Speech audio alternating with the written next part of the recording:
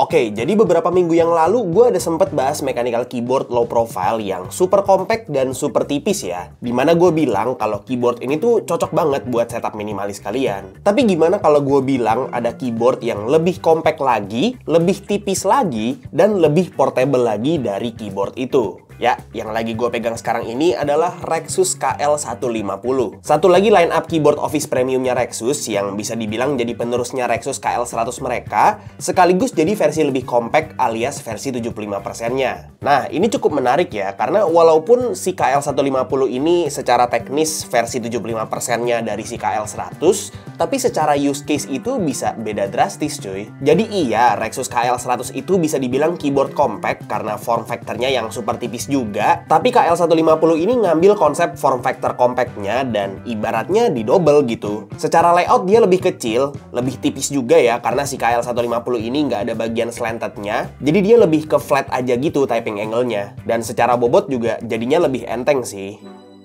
Jadi buat kasih gambaran, kalau kalian mau bawa-bawa si Rexus KL100, minimal banget kalian harus pakai tas yang biasanya buat laptop yang 14 inci. Sedangkan kalau mau bawa KL150 ini bisa dengan gampang masuk ke tas yang lebih kecil. Jadi buat kalian cewek-cewek yang anti banget bawa tas gede, tapi tetap mau bawa-bawa keyboard eksternal kayak begini, ya keyboard ini bisa banget jadi salah satu opsi sih. Nah, masih ngomongin soal fisik, KL150 ini secara desain lebih mirip ke KL100 ya, ketimbang KL200, karena bentuk keycapsnya tuh yang kotak-kotak dan bukan bulat. Cuman balik lagi, si KL150 ini tuh versi 75%-nya ya, jadi dia numpad-nya tuh dipangkas dan nggak ada jidatnya juga gitu, kayak yang di KL100.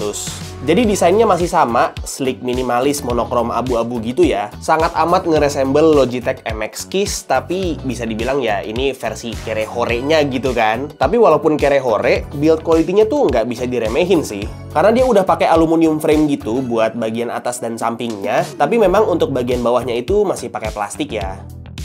Untuk koneksinya juga sama kayak Rexus KL100 dan KL200, dia dual mode wireless yang artinya bisa pakai dongle dan bisa pakai Bluetooth juga ya. Tapi dia pakai sistem rechargeable battery yang artinya memang ada port Type-C-nya tapi cuma buat ngecas aja. Baterainya ada di 280 mAh, which is lumayan gede ya untuk keyboard kayak begini. Tapi jujur aja kalau buat keyboard kayak begini, gue pribadi tuh lebih prefer kalau misalnya dia baterainya tuh pakai batu baterai gitu. Karena rasanya keyboard kayak begini tuh bukan tipe keyboard yang bakal gue taruh di setup gue terus-menerus gitu ya. Lebih ke keyboard yang bakalan gue bawa kemana-mana karena memang sifatnya yang sangat amat portable gitu kan. Jadi kalau misalnya baterainya habis pas lagi dibawa-bawa, gue rasa bakal jauh lebih gampang dan jauh lebih convenient kalau misalnya ya tinggal diganti baterai aja gitu, nggak usah repot-repot ngecas dulu gitu kan. Dan pastinya karena dia punya mode koneksi dongle dan Bluetooth, jadinya dia kompatibel buat hampir semua tipe device ya. Tapi intinya dia kompatibel buat PC, macOS, iOS atau iPadOS, dan pastinya Android. Legending keycaps-nya juga udah cukup nge-cater buat pengguna macOS, jadi harusnya aman ya.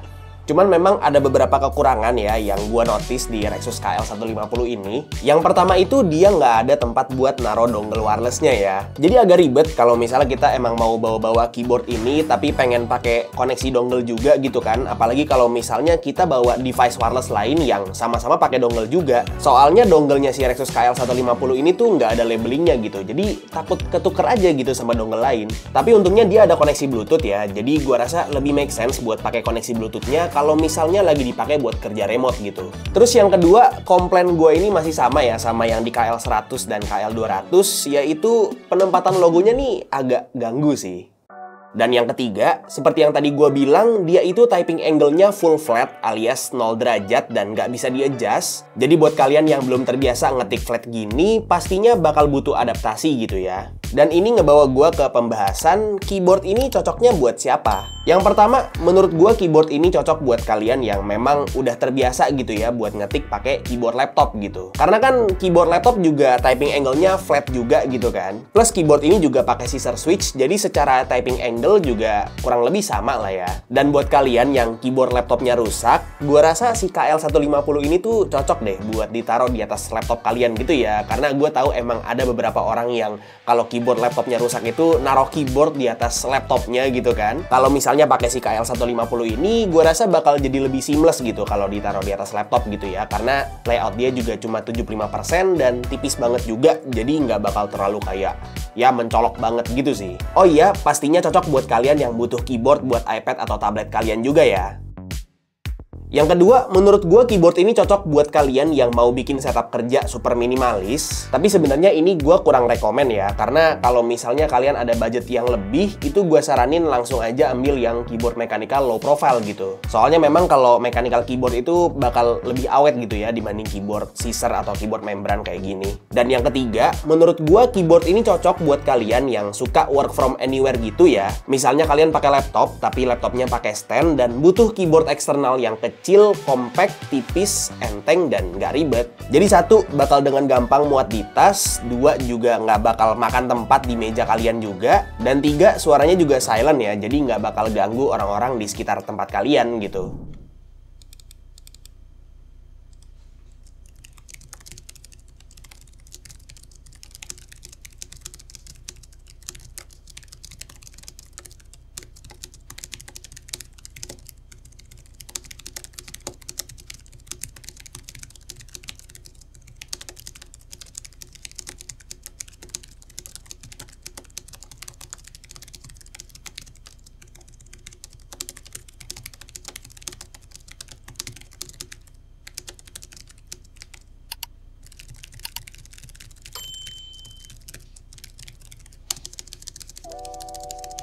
Oke, jadi seperti yang udah gue bilang tadi, Rexus KL150 ini tuh ya basically Logitech MX Keys atau Apple Magic Keyboard versi kere-hore gitu ya. Harganya cuma 249.000 aja, jadi jatuhnya juga lebih murah dibanding yang KL100 sama yang KL200. Overall, untuk opsi keyboard office premium budget, KL150 ini tuh udah solid banget ya. Gue juga jujur cukup suka yang ngetik di keyboard kayak gini, karena emang dasarnya gue juga suka ngetik di laptop gitu kan. Dan ya basically Rexus kayak ngasih opsi layout yang lebih compact aja sih dengan KL150 ini. Tapi buat kalian yang memang kalau kerja masih butuh numpad, gue tetap bakal lebih saranin kalian ambil yang KL100 gitu ya, karena dia ada numpadnya gitu buat ya kerja accounting, finance gitu-gitulah. Kalau pakai ini juga bisa sebenarnya, ada angkanya juga di atas. Cuman ya based on experience gue ketemu sama orang-orang finance gitu ya, mereka jauh lebih prefer pakai yang numpad dedicated sih. Oke, paling segitu aja untuk review singkat gua terhadap si Rexus KL150 ini.